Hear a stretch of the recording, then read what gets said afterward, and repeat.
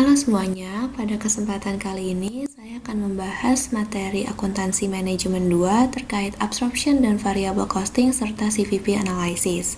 Nah, kita mulai terlebih dahulu dari soal yang pertama, yaitu mengenai absorption dan variable costing. Dikatakan, Nam Hong Jo Ing adalah perusahaan yang memproduksi sepatu heels sejak tahun 1997. Lalu di sini terdapat informasi tambahan dari poin 1 sampai poin 6. Dan kita diminta untuk hitunglah cost per unit dan buatlah income statement untuk Nam Hong Jo Ing selama tahun 2017 baik menggunakan variabel maupun absorption costing. Di sini kita juga diminta untuk buat rekonsiliasi income di tahun 2017. Nah, di sini kita akan mulai terlebih dahulu untuk perhitungan cost per unit baik menggunakan metode absorption costing maupun variable costing. Seperti yang teman-teman ketahui, dalam perhitungan cost per unit untuk absorption maupun variable costing di sini, perbedaannya itu terletak pada biaya fixed overhead, di mana pada absorption costing ini biaya fixed overhead-nya itu dimasukkan ke dalam production cost atau cost per unitnya, sedangkan pada variable costing, cost per unitnya itu tidak termaksud perhitungan biaya fixed overhead, atau bisa dikatakan hanya biaya yang sifatnya atau perilakunya itu variable cost saja, yaitu ada DM, DL, dan juga variable overhead. Nah, kita mulai dari informasi poin nomor 1. Dikatakan untuk membuat satu pasang sepatu heels dibutuhkan 78 cm kulit jenis suede, untuk solnya dibutuhkan 45 cm rubber sole. Data pada tahun 2017 mengatakan 1 cm kulit suede ini dapat dibeli dengan harga Rp2.070. Sementara untuk harga satuan rubber sole-nya dibeli dengan harga Rp161.000 per 100 cm. Berarti kita bisa mengatakan di sini dalam membuat satu pasang sepatu heels terdapat dua jenis material, yaitu kulit dan juga rubber sole. Nah, untuk perhitungan direct materialnya, pertama kita mulai dulu dari kulit suede-nya ini. Dikatakan harganya itu 2070. 2070 di sini asumsinya adalah harga per sentimeter. Maka karena satu pasang sepatu heels membutuhkan 78 cm, jadi nilai satu pasang sepatu yaitu 78 cm, kita kali harga per sentimeternya yaitu 2070. Nah, selain ada kulit suede ini, kita juga memiliki direct material rubber sole.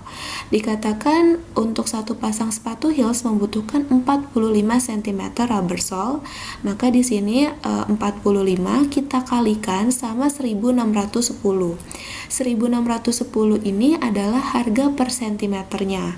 Dikarenakan harga 161.000 ini adalah harga per 100 cm. Maka ketika kita mencari harga per sentimeternya, 161.000 ini perlu kita bagi 100 dulu dan diperoleh 1610. Jadi perhitungan atau penjumlahan dari direct material kulit ditambah direct material rubber sole akan menghasilkan direct material total yang dibutuhkan untuk satu pasang sepatu heels. Nah, setelah mencari direct material, kita akan mencari nilai dari direct labor-nya terlebih dahulu. Pada poin nomor 2 dikatakan total prime cost untuk tahun 2007 adalah Rp1.912.500.000. Nah, seperti yang teman-teman sudah ketahui, prime cost itu adalah penjumlahan dari direct material ditambah direct labor. Nah, berarti kita bisa mendapatkan informasi mengenai direct labor dari poin nomor 2 ini. Kita sudah mencari tahu berapa nilai dari direct material, yaitu adalah 233910. Maka kita bisa menselisihkan prime cost ini, kita selisihkan dengan direct material untuk mendapatkan direct labor. Nah, total prime cost itu adalah 1.912.500. Sedangkan yang kita ketahui itu nilai DM per unit. Nah, untuk memudahkan perhitungan, kita ubah dulu prime cost-nya ini menjadi nilai prime cost per unit. Nah, nilai prime cost per unit ini diperoleh dari total prime cost dibagi dengan unit produksi. Nah, sebelumnya kita harus mencari terlebih dahulu berarti berapa unit produksinya. Oke, kita akan lengkap terlebih dahulu ke informasi poin nomor 5. Dikatakan, unit yang terjual untuk tahun 2017 adalah 6.600 pasang. Unit terjual ini berarti adalah unit sold-nya, yaitu 6.600.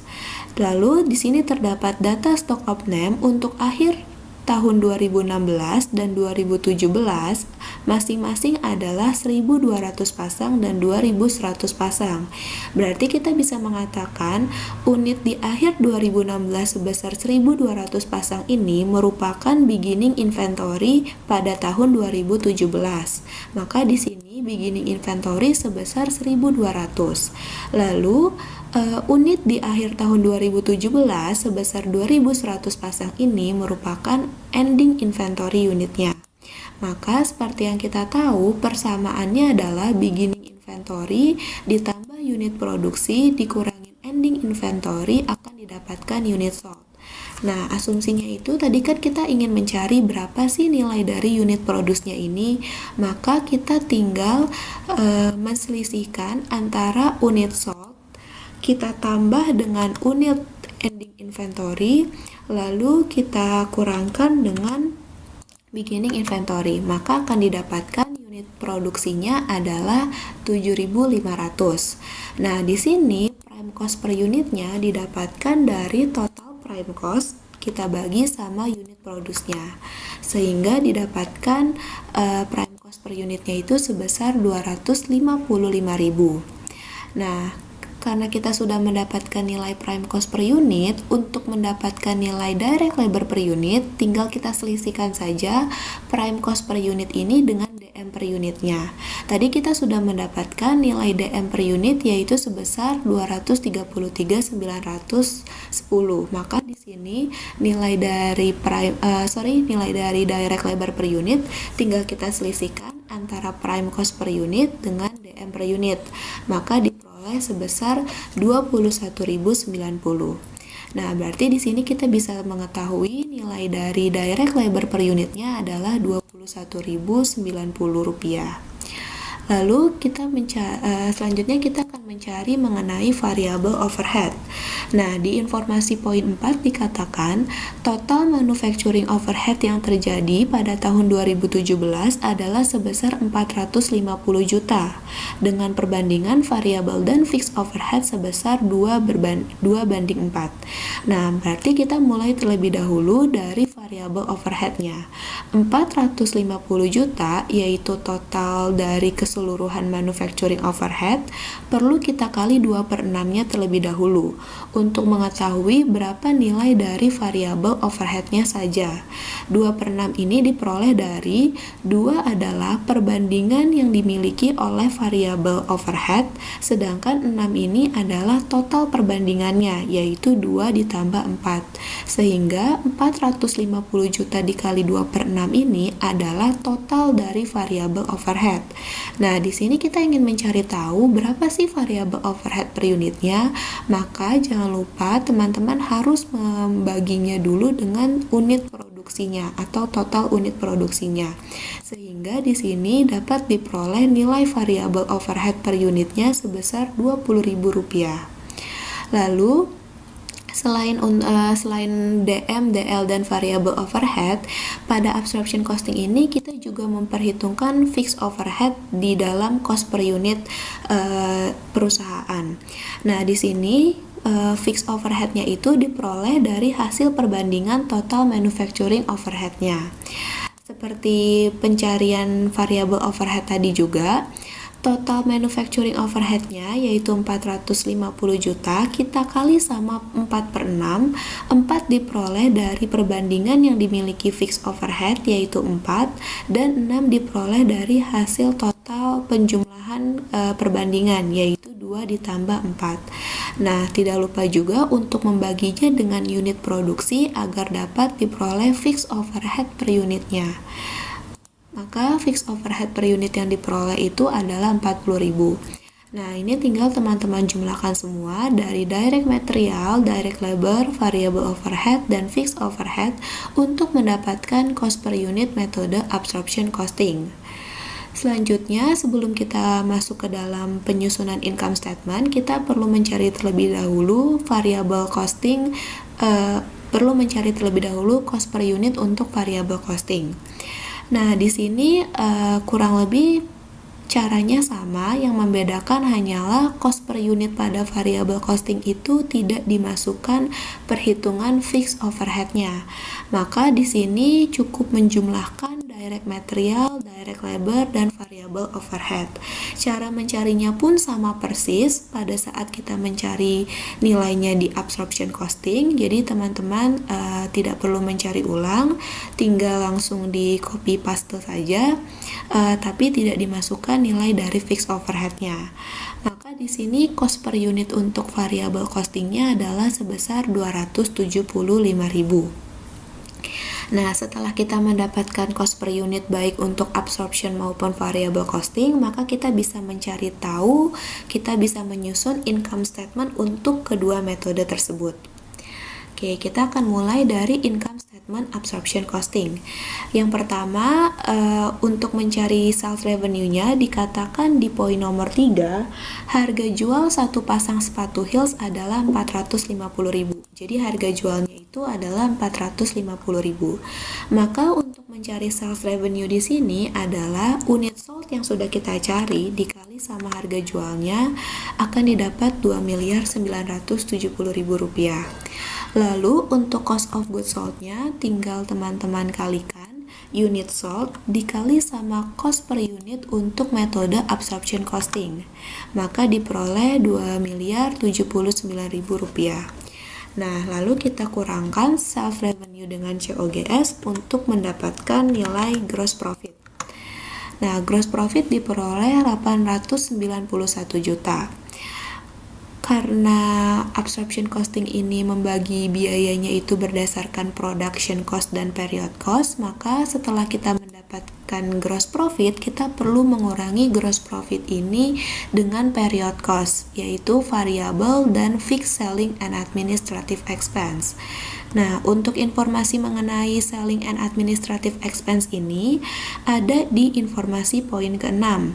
Dikatakan total selling and administrative expense adalah sebesar 173 juta. Dengan rincian untuk variable selling and administrative expense adalah 48% dan sisanya untuk fixed selling and administrative expense. Nah, kita cari terlebih dahulu variable selling dan adminnya. Maka total selling and admin expense yaitu 173 juta kita kali sama persentase kepemilikan variabel selling and admin yaitu 48%. Maka diperoleh 83.040.000 rupiah. Nah, lalu untuk mencari fixed selling and adminnya, teman-teman bisa tinggal menselisihkan 173 juta ini dengan 83.040.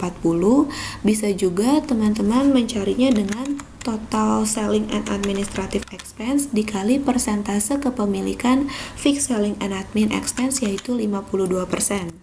52% ini diperoleh dari total 100% dikurangin persentase variabel selling and admin 48% sehingga diperoleh 52%. Maka didapatkan fixed selling and adminnya adalah 89.960.000. Ketika teman-teman menjumlahkan kedua ini, maka hasilnya akan sama yaitu sebesar 173 juta. Nah, di sini kita bisa mendapatkan net income-nya, tinggal kita kurangkan gross profit dengan variabel selling and admin serta fixed selling dan admin. Maka diperoleh net income untuk absorption costing sebesar 718 juta. Lalu kita masuk ke dalam penyusunan income statement untuk variable costing. Nah, di sini untuk mencari sales revenue-nya masih sama seperti saat kita mencari di metode absorption costing, yaitu unit sold dikali sama harga jualnya. Maka nilai sales revenue baik untuk absorption maupun variable costing itu nilainya akan sama. Lalu kita perlu kurangkan variable cost of goods sold, yaitu sebesar unit sold-nya kita kali sama cost per unit pada metode variable costing, yaitu sebesar Rp275.000. Maka diperoleh variabel COGS-nya Rp1.815.000. Lalu untuk mencari variabel selling and admin-nya masih sama, teman-teman bisa langsung mengambil nilai yang ada di metode absorption costing ini, bisa juga melakukan perhitungan ulang, yaitu total selling and admin expense kita kali sama persentase kepemilikan variabel selling and admin, yaitu 48%. Maka di sini bisa kita kali 48% sehingga diperoleh 83040. Nah, karena variable costing ini membagi biayanya berdasarkan cost behavior, maka kita harus mengurangi terlebih dahulu sales revenue ini dengan variable expense-nya, yaitu variable COGS dan variable selling and admin, sehingga diperolehlah contribution margin-nya, yaitu sebesar Rp1.071.960. Lalu sekarang kita mengurangi contribution margin itu dengan fixed expense-nya, yaitu fixed overhead dan juga fixed selling and admin. Fixed overhead-nya masih sama, cara mencarinya yaitu total manufacturing overhead sebesar 450 juta, kita kali sama perbandingan fixed overhead, yaitu 4 dibagi 6, yaitu 4 adalah perbandingan milik fixed overhead, 6 itu adalah total dari perbandingannya, sebesar 300 juta. Jika teman-teman selanjutnya kita akan mencari fixed selling and admin. Nah, untuk mencari fixed selling and admin ini, teman-teman bisa langsung mengambil nilainya yang ada di absorption costing, bisa juga langsung untuk menghitung ulang, yaitu total selling and administrative expense-nya yaitu 173 juta, kita kali sama persentase kepemilikan fixed selling and admin, yaitu 52%. 52% diperoleh dari total 100% dikurangin sama persentase milik variabel selling and admin, yaitu 48%. Sehingga hasilnya masih sama ya, fixed selling and admin untuk variable costing maupun untuk absorption costing. Lalu kita bisa memperoleh net income untuk variable costing sebesar 682 juta. Nah, di sini kita sudah mendapatkan net income baik untuk absorption maupun variable costing. Selanjutnya adalah kita akan membuat rekonsiliasi income untuk kedua metode tersebut. Nah, untuk format rekonsiliasi income itu akan selalu sama, yaitu net income variable costing plus minus selisih, dan nanti di sininya net income absorption costing. Net income variable costing sebesar 682 juta, net income absorption costing sebesar 718 juta.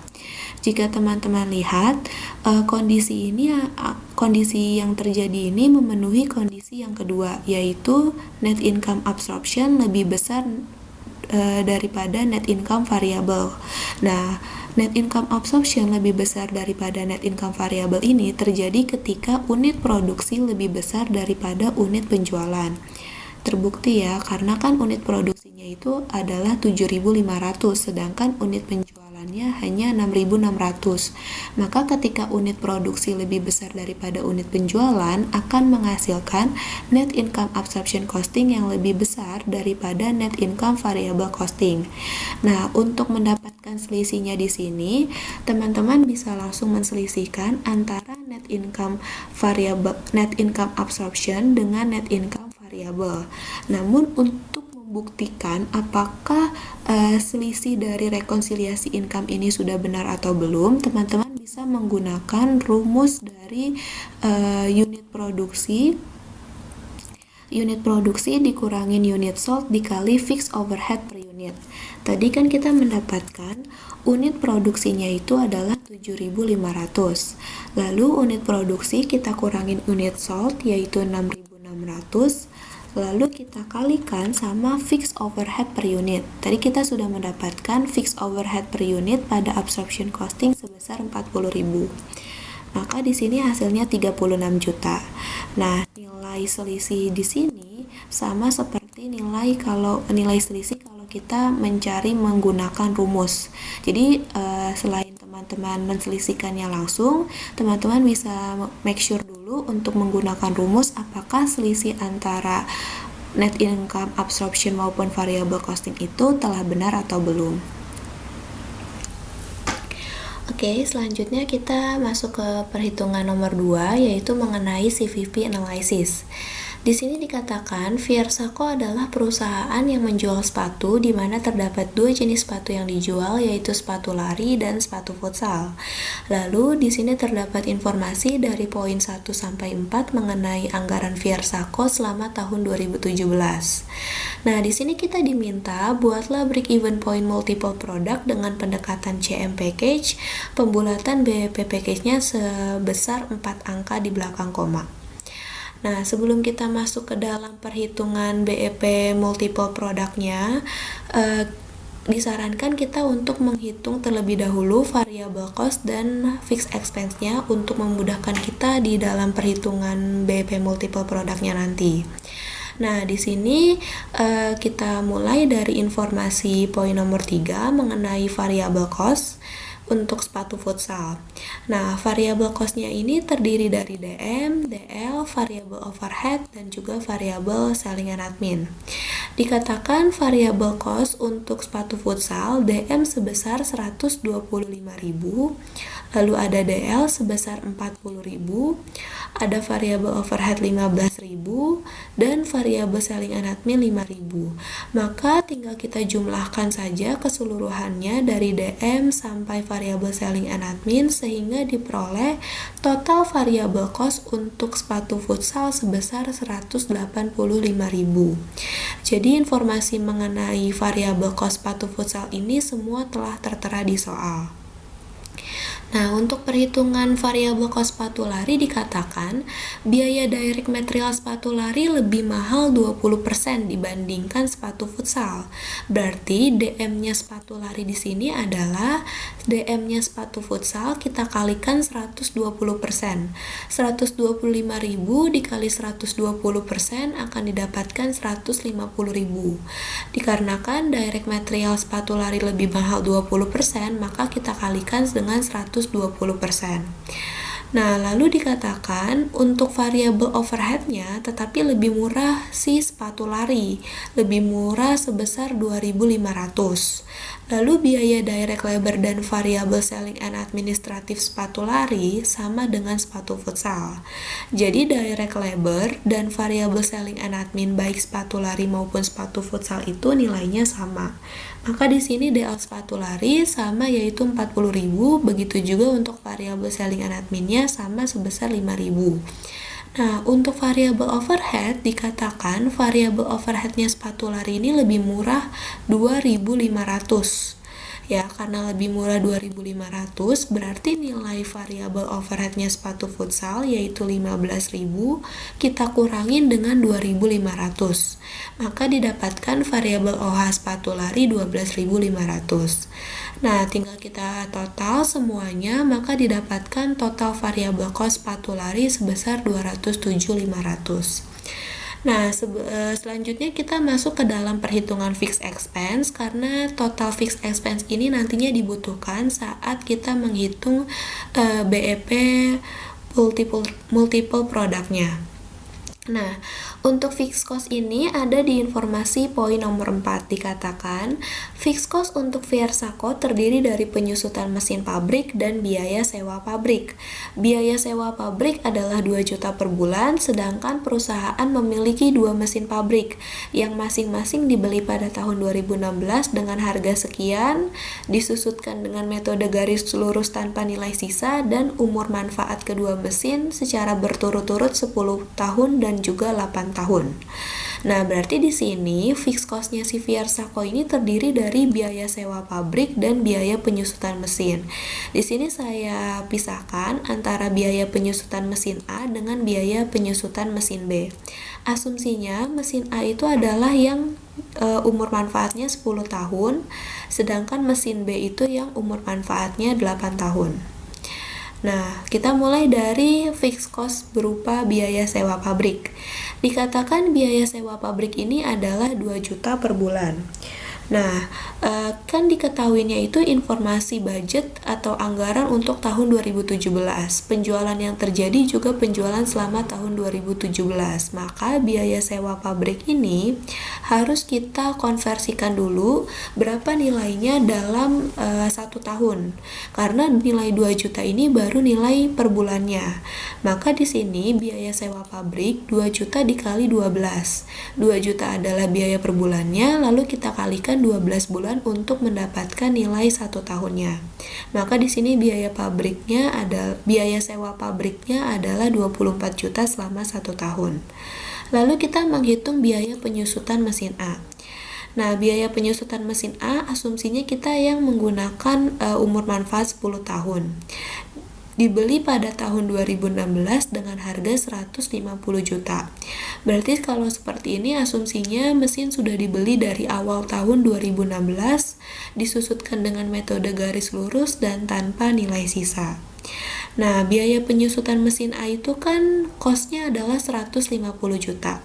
Karena metode garis lurus, maka tinggal kita bagi sama umur manfaatnya, yaitu sebesar 10 tahun. Maka diperoleh depresiasi untuk 1 tahun buat penyusutan mesin A ini adalah 15 juta. Nah, untuk mesin B dikatakan cost-nya itu adalah 100 juta dan masa manfaat untuk mesin B adalah 8 tahun. Maka di sini 100 juta kita bagi 8 tahun diperoleh biaya penyusutan mesin B untuk 1 tahun 12 juta 500. Nah, tinggal kita totalkan seluruh perhitungan fixed expense yang kita miliki dari biaya sewa pabrik maupun biaya kedua penyusutan mesin. Nah, di sini diperoleh nilai fixed expense-nya itu sebesar 51.500.000. Lalu kita bisa masuk ke dalam perhitungan BEP multiple produknya. Nah, karena yang diminta itu BEP multi-product dengan menggunakan CM package, maka kita perlu mencari terlebih dahulu berapa nilai CM package-nya. Cara mencari nilai CM package ini, pertama-tama kita cari dulu nilai CM per unitnya. Nah, untuk mencari nilai CM itu kan caranya adalah selling price dikurangin variable cost per unitnya. Nah, di sini sudah diketahui harga jual untuk sepatu lari adalah 300.000. Lalu total harga jual kedua jenis sepatu adalah 500.000. Berarti total harga jual sepatu lari dan sepatu futsal itu 500.000. Nah, total harga jual sepatu lari itu sendiri 300.000. Maka harga jual sepatu futsal tinggal kita selisihkan. 500.000 dikurangin 300.000 diperoleh 200.000. Nah, di sini kita tadi sudah mendapatkan juga variable cost per unit baik untuk sepatu lari maupun sepatu futsal. Variable cost per unit untuk sepatu lari diperoleh 207.500, sedangkan variable cost sepatu futsal diperoleh 185.000. Lalu kita bisa mendapatkan nilai contribution margin per unitnya tinggal menselisihkan selling price dikurangin variable cost. Begitu juga untuk yang sepatu futsal, selling price kita kurangin variable cost, maka kita dapat contribution margin per unitnya. Nah, untuk mendapatkan nilai dari CM package ini, CM per unitnya perlu kita kali sama sales mix-nya. Nah, di sini dikatakan penjualan sepatu lari dan sepatu futsal di tahun 2017 sebanyak 9.000 pasang dan 6.600 pasang. Nah, nilai penjualan ini, unit penjualan ini berguna untuk perhitungan sales mix-nya. Nah, untuk perhitungan sales mix di sini kita hanya perlu membandingkan unit penjualan sepatu lari dan juga sepatu futsal ke pembilang terkecil. Nah, antara nilai 9.000 dan nilai 6.600 ini bisa sama-sama kita bagi dengan penyebut 600. Yang 9.000 untuk penjualan sepatu lari, 9.000 kita bagi sama 600, maka didapat 15. Untuk yang sepatu futsal, unit penjualannya 6.600, kita bagi sama 600, maka diperoleh 11-nya. Jadi perbandingan sales mix untuk sepatu lari dan sepatu futsal adalah 15 banding 11. Jadi cara mencari sales mix ini hanya perlu unit penjualannya ini kita bandingkan sampai ke pembilang terkecil untuk memudahkan perhitungan kita nanti. Lalu untuk mendapatkan CM package ini, teman-teman hanya perlu mengkalikan CM per unit dengan sales mix-nya. Maka akan diperoleh CM package untuk kedua produk dan kita hanya perlu mentotalkan atau menjumlahkan CM package ini dari kedua produk. Maka diperoleh di sini total CM package-nya adalah 1.552.500. Nah, selanjutnya setelah kita mendapatkan CM package-nya, maka kita bisa mencari BEP multiple produknya. Rumus dari BEP multiple product adalah total fixed expense dibagi total CM package. Tadi kita sudah mendapatkan nilai CM package-nya dan kita juga sudah menghitung total fixed expense-nya. Di sini total fixed expense-nya adalah 51.500. Maka untuk mendapatkan BEP multiple product hanya perlu membagi antara fixed expense dibagi dengan CM package. Maka diperoleh 33,1723. Sesuai dengan permintaan di soal dikatakan break even point multiple produknya pembulatan BEP package 4 angka di belakang koma. Maka di sini BEP multiple produknya kita bulatkan sampai 4 angka di belakang koma. Nah, selanjutnya dari BEP multiple product sudah diketahui, kita bisa mencari BEP in unit dan juga BEP in sales-nya. Cara mencari BEP in unit ini, teman-teman hanya perlu mengkalikan BEP multiple product dikali sales mix-nya. Nah, BEP multiple product untuk kedua produk sama, yaitu 33,1723. Nah, ini kita bulatkan sampai 4 angka di belakang koma sesuai permintaan di soal. Lalu untuk sales mix-nya di sini kita juga sudah dapat sales mix-nya 15 untuk sepatu lari dan 11 untuk sepatu futsal. Maka BEP in unit-nya ini kita tinggal perlu mengkalikan BEP multiple product kita kali dengan sales mix. Maka didapat nilainya dalam bentuk desimal. Nah, untuk perhitungan BEP in unit ini nilai pembulatannya itu selalu pembulatan ke atas. Jadi untuk sepatu lari jika hasilnya 497,58 maka pembulatan ke atasnya sebesar 498 unit. Lalu untuk sepatu futsal 364,9 maka pembulatannya menjadi 365 unit. Jadi nantinya tidak perlu melihat berapa nilai angka di belakang koma. Meskipun nilai angka di belakang komanya nanti kurang dari 5, maka tetap pembulatan ke atas, khusus untuk BEP in unit. Nah, lalu cara mencari BEP in sales ini, teman-teman hanya perlu mengkalikan BEP in unit ini, kita kali sama selling price-nya dari masing-masing produk. Nah, maka di sini untuk BEP in sales sepatu lari, yaitu BEP in unitnya 498, kita kali selling price-nya 300.000 diperoleh 149.400.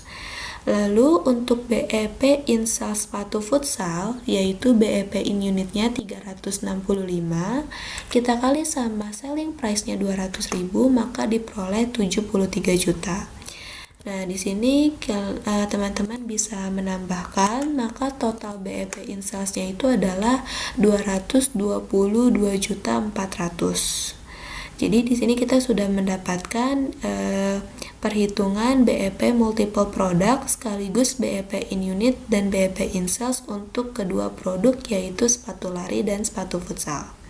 Sekian penjelasan dari saya, semoga informasi yang saya berikan dapat bermanfaat.